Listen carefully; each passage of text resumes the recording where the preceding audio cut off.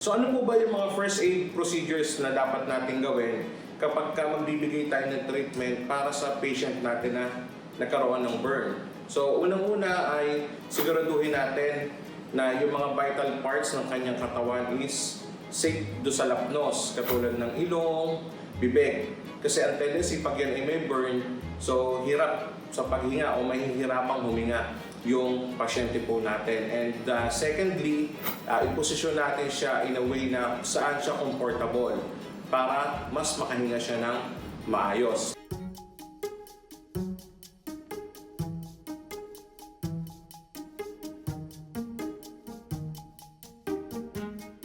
Thirdly is importante na makontrol natin yung temperature. So since na-expose siya sa isang mainit na environment and dinala siya doon sa environment na hindi na mainit, so nakakaroon tayo ng changes in body temperature.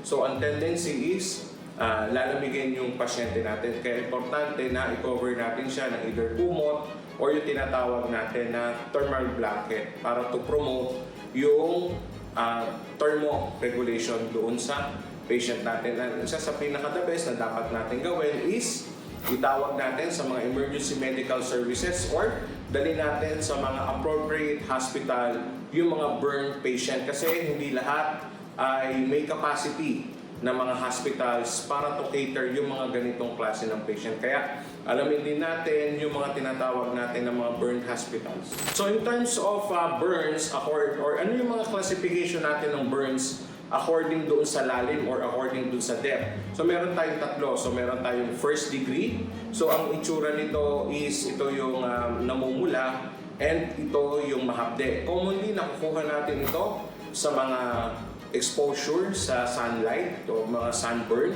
Pwede din natin siyang makuha sa mga kusina pagka na-expose tayo sa mga mainit na moist.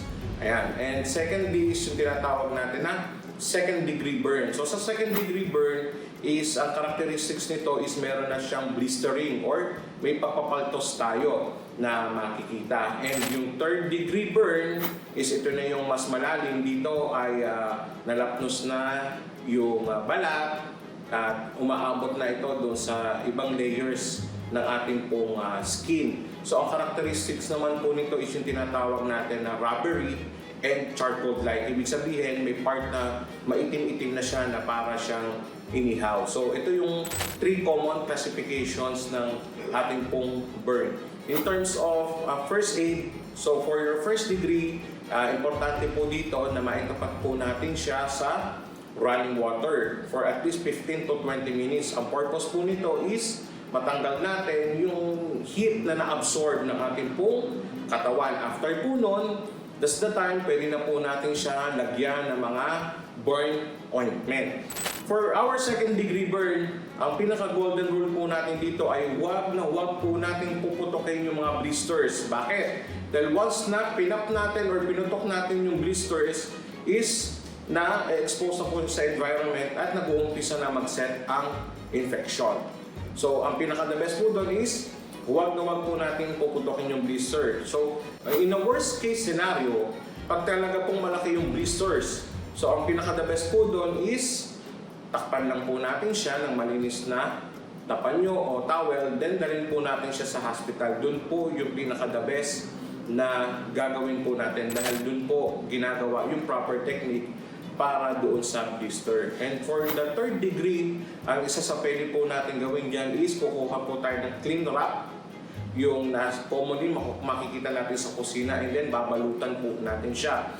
Ano po ang purpose nito? Para maiwasan po natin na madumihan at mahanginan yung sugat. Ano po yung purpose ng cling wrap? Upang maiwasan natin na madapuan ng mga insekto, madumihan yung sugat, and also upang maiwasan natin na mahanginan siya. Bakit po? Kasi depende doon sa level of injuries. Hindi kasi lahat ay umaabot doon sa nerves na nababurn o nalalapnos yung kanilang mga nerves na wala na silang nararamdaman. So may mga cases na hindi po umaabot sa ganung point. Kaya tendency, pagka nahangina yung sugat, masakit po doon sa patient natin. Kaya importante na binabalutan po natin ng cling wrap. Ano po yung mga bawal? Yan. So marami po tayong mga naging misconceptions regarding po sa first aid treatment natin for burns, unang-una na po dyan is nilalagyan ng toothpaste. So, bawal po yun. Wala pong scientific and healing effect ang paglalagay po ng toothpaste. Ano pa po?